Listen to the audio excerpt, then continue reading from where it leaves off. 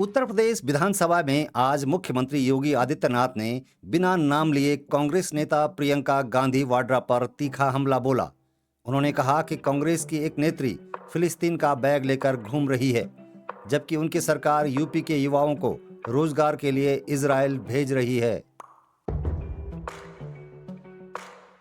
कल कांग्रेस की एक नेत्री संसद में फिलिस्तीन का बैग लेकर घूम रही थी और हम यूपी के नौजवानों को इजराइल भेज रहे हैं। वहां पर यूपी के अब तक लगभग 5,600 से अधिक नौजवान इजराइल गए हैं निर्माण कार्य करने के लिए, और हर नौजवान रहने का फ्री, खाने का फ्री और 1.5 लाख रुपए उसको वहां पे अतिरिक्त मिल रहे हैं और पूरी सुरक्षा की गारंटी भी है। सीएम योगी ने बताया कि अब तक 5,600 से अधिक यूपी के युवा इजराइल में काम कर रहे हैं। उन्हें वहां रहने खाने की मुफ्त सुविधाएं मिल रही हैं और महीने में 1.5 लाख रुपए की तनख्वाह भी दी जा रही है। कांग्रेस नेता संसद में फिलिस्तीन का बैग लेकर घूम रहे हैं और हम यूपी के युवाओं को सम्मानजनक रोजगार दिला रहे हैं।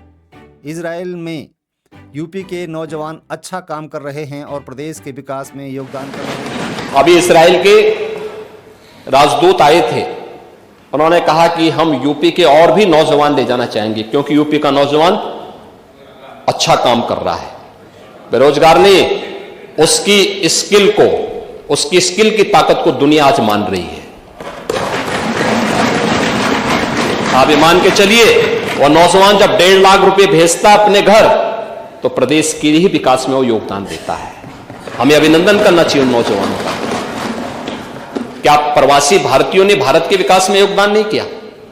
और क्या ये प्रवासी उत्तर प्रदेश का नौजवान जो आज गया है, उसके सामने एक अवसर है, यहां काम करता 20,000, 25,000 रुपए, 30,000 रुपए प्राप्त करता। ओबीसी का पलटवार। मुख्यमंत्री योगी आदित्यनाथ के इस बयान पर एआईएमआईएम प्रमुख असदुद्दीन ओवैसी ने कड़ी प्रतिक्रिया दी है।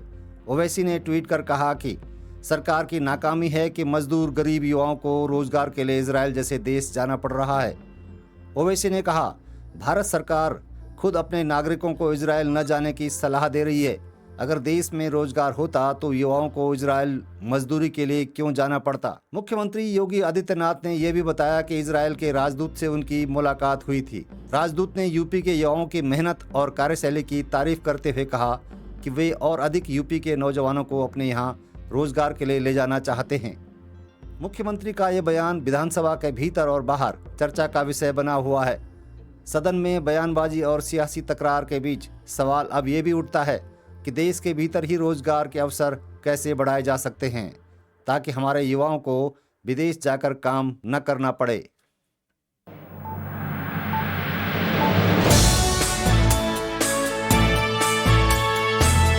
उत्तराखंड की राजनीति में बड़ा उलटफेर